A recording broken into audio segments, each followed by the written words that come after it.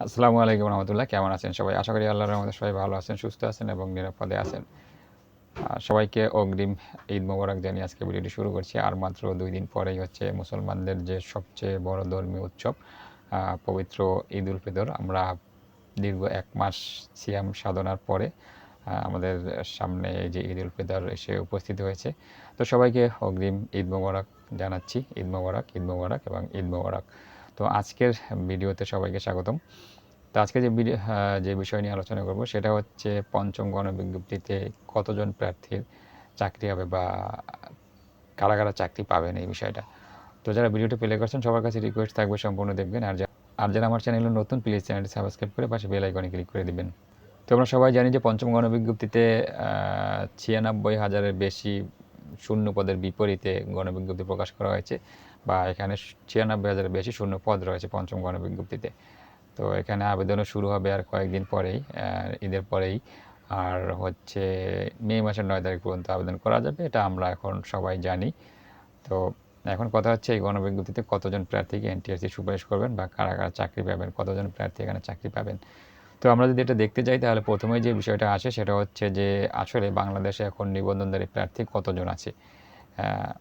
এটা যদি আমরা বের করি তাহলে বুঝতে পারবো যে আসলে কাদের চাকরি হবে বা কতজন প্রার্থীকে এনটিআরসি সুপারিশ করবেন। তো আমরা জানি যে ১ থেকে ১৫তম নিবন্ধনধারী যারা আছে তাদেরকে সমস্ত গণবিজ্ঞপ্তিতে আবেদনের সুযোগ থেকে বঞ্চিত করা হয়েছে। তাতে অনেকের আছে ৩৫+, আবার দেখা যায় যে যাদের সার্টিফিকেটের বয়স ৩ বছরের বেশি হয়ে গেছে। এই ২টা মিলিয়ে ১৫তমদের মধ্যে যারা আছে তারা কেউই আবেদন করতে পারবেন না। আবার ১৭তমদের মধ্যেও থাকবে এমন যাদের বয়স ৩৫+ হওয়ার কারণে তারাও আবেদন করতে পারবেন না।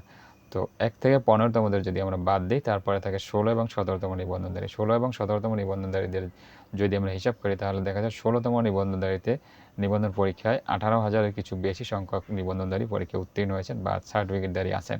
তো সেখান থেকে চতুর্থ গণবিজ্ঞপ্তিতে ৮০% বেশি প্রার্থীর কিন্তু চাকরি হয়ে গেছে ১৬তমদের। তো তারা যদি আমরা বাদ দেই তাহলে ৪,০০০-এর কম প্রার্থী আছেন ১৬তম থেকে। ৩,৫০০-এর একটু বেশি, বা ধরে নিলাম ৪,০০০ প্রার্থী আছে ১৬তম থেকে। ১৬তম শিক্ষক নিবন্ধন পরীক্ষায় যারা উত্তীর্ণ হয়েছেন তাদের মধ্য থেকে চাকরি হয় নাই এমন ৪,০০০-এর মতো প্রার্থী আছে। আর যদি আমরা ১৭তম নিবন্ধন পরীক্ষার দিকে তাকাই বা সেখানে যারা উত্তীর্ণ হয়েছে তাদের হিসাব করি তাহলে দেখা যায় এখানে হচ্ছে, তো ১৭তমতে হচ্ছে সর্বমোট ২৩,৯৮৫ জন বা প্রায় ২৪,০০০ প্রার্থী উত্তীর্ণ হয়েছে। তো আমরা ১৬ এবং ১৭তম মিলিয়ে যদি আমরা হিসাব করি সর্বমোট এখানে ২৪ আর ৪ ২৮,০০০ প্রার্থী আছেন বর্তমানে। তো এখানে এই ২৮,০০০ প্রার্থীর মধ্যে আবার ১৭তমতে যারা উত্তীর্ণ হয়েছেন তাদের মধ্যে প্রায় ২,০০০ প্রার্থী আছে যাদের বয়স ৩৫+ হয়ে গেছে। তো তারাও আর আবেদন করতে পারছেন না। তো এই ২৮,০০০ থেকে যদি আমরা আবার ২,০০০ বাদ দেই তাহলে ২৬,০০০ প্রার্থী, বা এর চেয়ে একটু বেশি বা কম, বেশি হওয়ার সম্ভাবনা নাই, কম হওয়ার সম্ভাবনাই আছে। ২৫ থেকে ২৬,০০০ প্রার্থী থাকবেন যারা পঞ্চম গণবিজ্ঞপ্তিতে আবেদন করতে পারবেন। তো যেখানে ৯৬,০০০ শূন্য পদ বাংলাদেশে, সেখানে ২৫,০০০ নিবন্ধনধারী দিয়ে এই শূন্য পদ পূর্ণ করা কখনোই সম্ভব হবে না। তো এনটিএসসির এখানে একটি কথা, এনটিএসসির উচিত ছিল অন্ততপক্ষে এই গণবিজ্ঞপ্তিতে যাদের ৩৫-এর নিচে বয়স আছে প্রত্যেককে আবেদনের একটা সুযোগ দেওয়া, তাহলে এই যে শিক্ষা প্রতিষ্ঠানে শিক্ষক শূন্যতা সেটা কিছুটা হলেও কমতো। তারপরেও কিন্তু শূন্য পদগুলো ৫০%-এর বেশি ভরতে পারতো না, বা ৫০%-এর বেশি শিক্ষক শূন্যতা দূর হতো না। ৫০%-এর বেশি যে শূন্য পদ সেগুলো পূরণ করতে পারতো না এনটিআরসি। তারপরেও একটা একটা মানে কিছুটা একটা সহনশীল পর্যায়ে যেত, যে না অর্ধেক পরিমাণ পদ পূর্ণ হয়েছে। কিন্তু এখন যেভাবে করছে তাতে দেখা যায় ৪ ভাগের ১ ভাগ পদ পূর্ণ হবে এমনটা ধারণা করা হয়।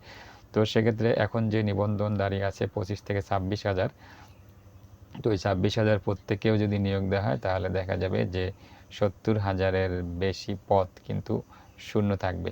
তো এখানেও আবার অনেক সময় বিগত গণবিজ্ঞপ্তিগুলো আমরা দেখতে পেয়েছি যে অনেক সময় বলা হয়েছে যে শিক্ষক যারা আছেন নিবন্ধনধারী তারা যোগ্য না, তার জন্য নিয়োগ দেওয়া হয় নাই।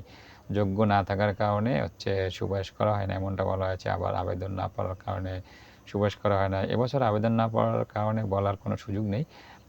হয়তো বলতে পারে যে